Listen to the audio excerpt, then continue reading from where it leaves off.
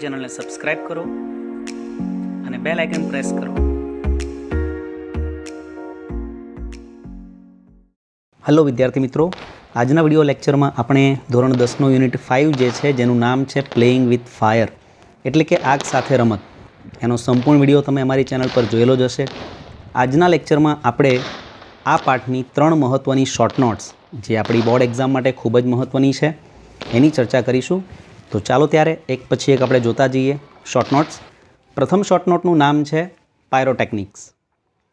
એની અંદર જોઈએ પ્રથમ વાક્ય, ધ સાયન્સ ઓફ ફાયરવર્ક્સ એટલે કે ફટાકડાનું જે વિજ્ઞાન છે ઇઝ કોલ્ડ પાયરોટેકનિક્સ. એને પાયરોટેકનિક્સ કહેવાય છે.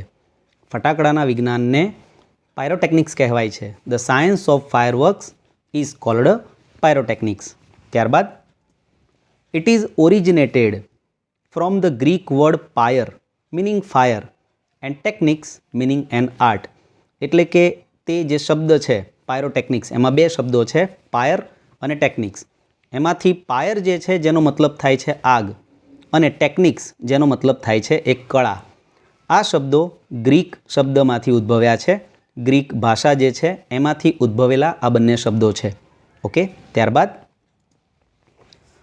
પાયરોટેકનિક્સ ઇન્ક્લુડ્સ, પાયરોટેકનિકમાં સમાવેશ થાય છે નોટ ઓનલી ફાયરવર્ક્સ, માત્ર ફટાકડાઓનો જ નહીં, but also a whole range, પરંતુ એ સમગ્ર શ્રેણીનો સમાવેશ થાય છે ઓફ ડિવાઇસીસ, એ જે પણ સાધનો છે, જે પણ ડિવાઇસીસ છે દેટ યુઝ સિમિલર મટીરિયલ, જે ફટાકડાના સમકક્ષ અથવા તો એના સમાન મટીરિયલનો ઉપયોગ કરે છે, ચીજવસ્તુનો ઉપયોગ કરે છે, એન્ડ પ્રિન્સિપલ્સ, અને એના જેવા જ સિદ્ધાંતોનો જે ઉપયોગ કરે છે એવા જેટલા પણ સાધનો છે એ સમગ્ર શ્રેણી જે છે સાધનોની એનો સમાવેશ પાયરોટેકનિકમાં થાય છે.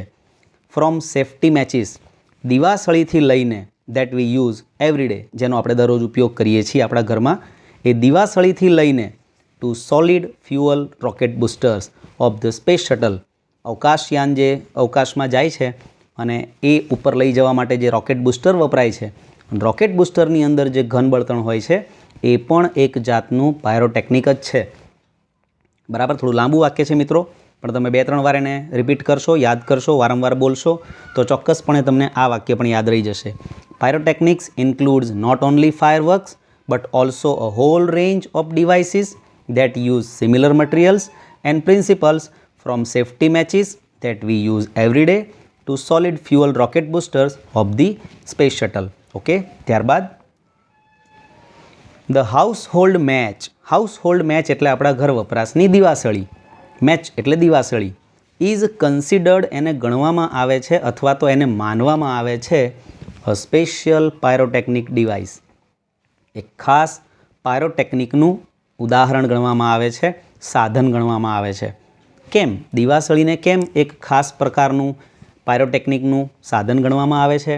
Because all the pyrotechnic effects, કારણ કે બધી જ પાયરોટેકનિકની જે અસરો હોય છે સામાન્ય રીતે જે જોવા મળતી હોય છે આપણને ફટાકડાની અંદર, એ બધી જ અસરો, જેમ કે હીટ એટલે ગરમી, સ્મોક એટલે ધુમાડો, લાઇટ એટલે પ્રકાશ, ગેસ એટલે વાયુ, એન્ડ સાઉન્ડ એટલે અવાજ, આ બધી જ પાયરોટેકનિકની અસરો આર પ્રેઝન્ટ ઇન ઇટ, તેની અંદર હાજર હોય છે. એટલે કે દિવાસળીની અંદર તમને આ બધી જ અસરો પાયરોટેકનિકની જોવા મળે છે અને એટલા માટે જ દિવાસળીને પાયરોટેકનિકનું એક વિશિષ્ટ, એક ખાસ પ્રકારનું સાધન ગણવામાં આવે છે.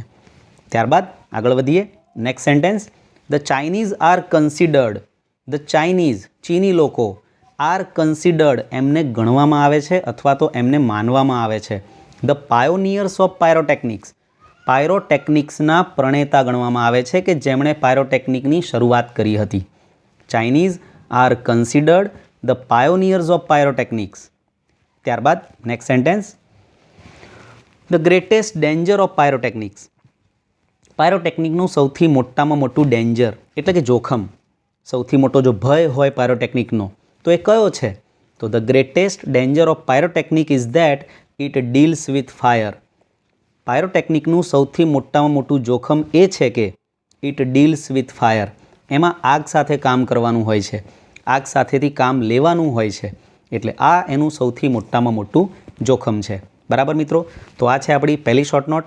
ત્યારબાદ આગળ વધીએ સેકન્ડ શોર્ટ નોટ તરફ. સેકન્ડ શોર્ટ નોટનું નામ છે black powder.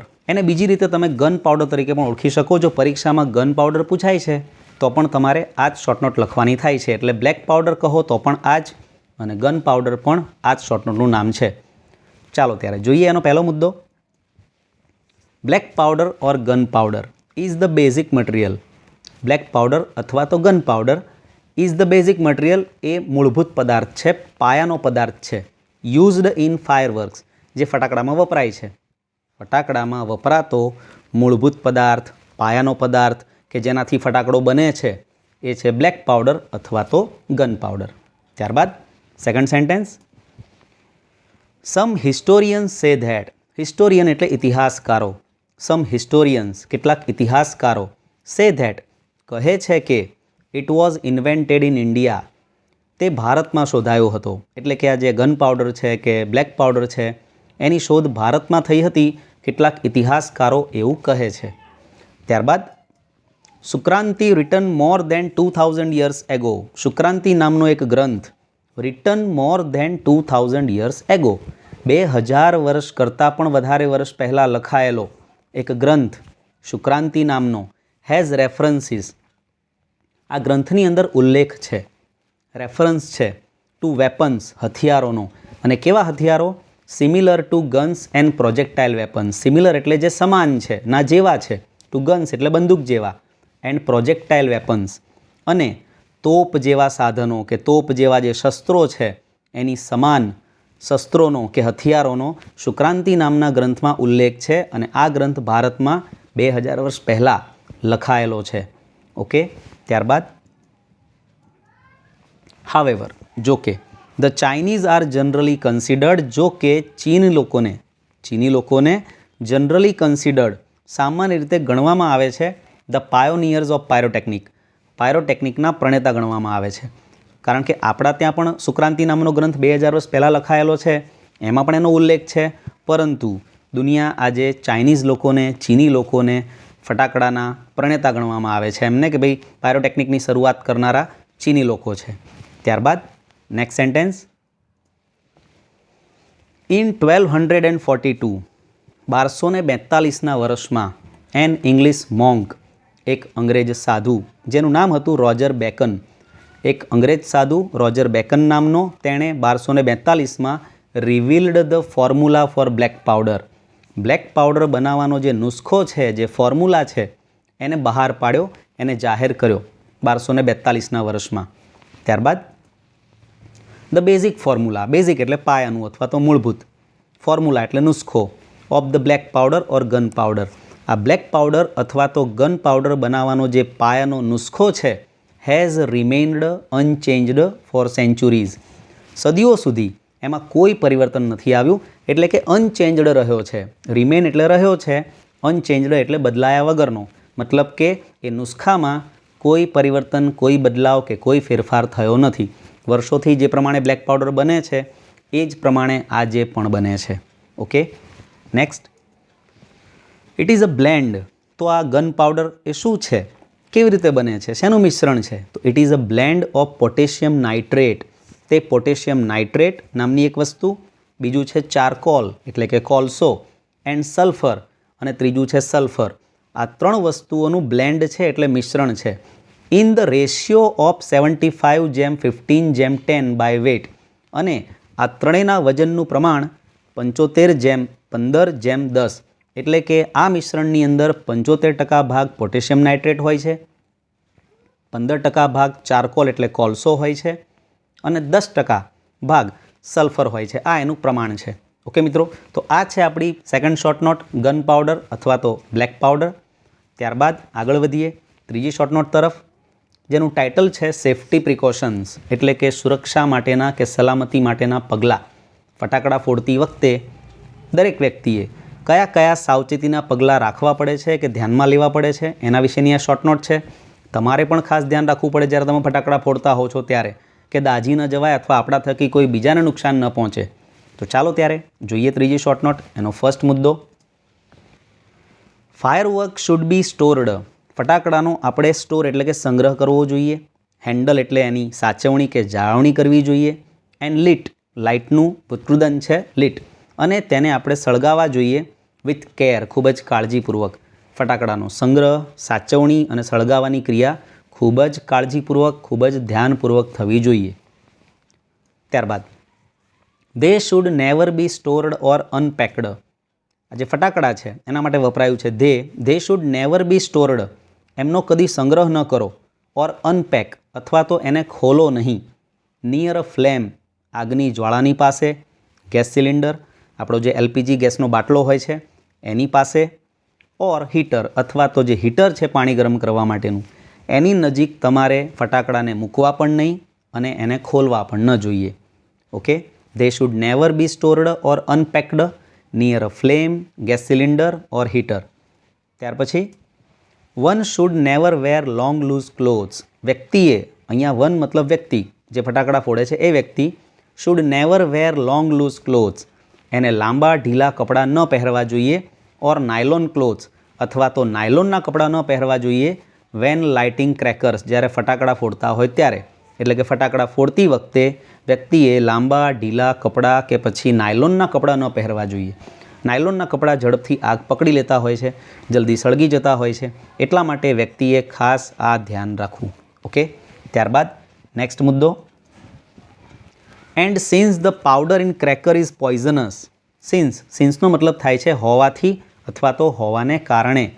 And since the powder in crackers is poisonous, અને ફટાકડાની અંદર રહેલો જે પાવડર છે એ પોઈઝનસ એટલે કે ઝેરી હોવાને કારણે they should never be carried loose in your pocket or your hand. એને કદી પણ તમારે તમારા ખિસ્સામાં કે તમારા હાથમાં ખુલ્લા રાખવા જોઈએ નહીં. ઓકે, ફટાકડાની અંદરનો જે પાવડર છે, જે આ ગન પાવડર જેને કહીએ, ખૂબ જ ઝેરી હોય છે. કદાચ જો આપણા શ્વાસમાં કે આપણા મોઢા દ્વારા આપણા શરીરમાં પ્રવેશે તો નુકસાન થવાની પૂરી સંભાવના છે. ઓકે, ત્યારબાદ આગળ વધીએ. Also firework should never ever be lit inside house. અને બીજી એક ખાસ વસ્તુ કે firework should never ever be lit inside house. ફટાકડાને કદી પણ ઘરની અંદર ફોડવા ન જોઈએ કે સળગાવવા ન જોઈએ. Fireworks should never ever be lit inside house, ઘરની અંદર ન ફોડવા જોઈએ.